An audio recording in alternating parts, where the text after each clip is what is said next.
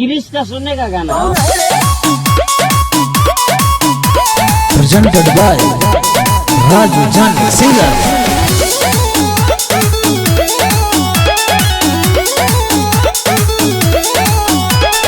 देतानी बधाई हम नया नया साल के, जाके संभाला भैया अपन अपन माल के, अपन अपन माल के है अपन अपन माल के। देतानी बधाई हम नया नया साल के, जाके संभाला भैया अपन अपन माल के।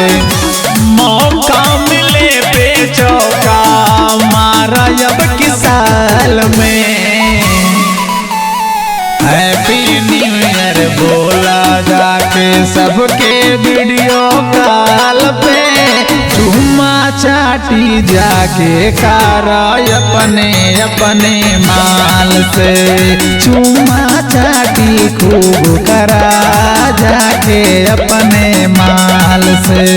Happy new year Raju Yaduvanshi.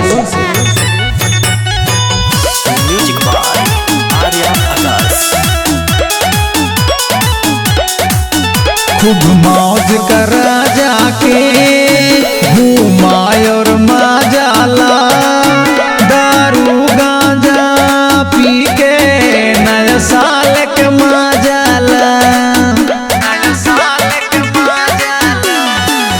खूब मौज करा जाके घूमाय और मजाला, दारू गांजा पी के नया साल के मजाला,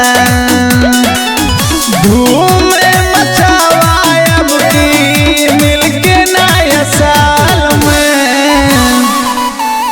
हैप्पी न्यू ईयर बोला जाके सबके वीडियो कॉल पे, चुम्मा चाटी जाके कारा अपने अपने माल से, चुम्मा चाटी खूब करा जाके अपने माल से।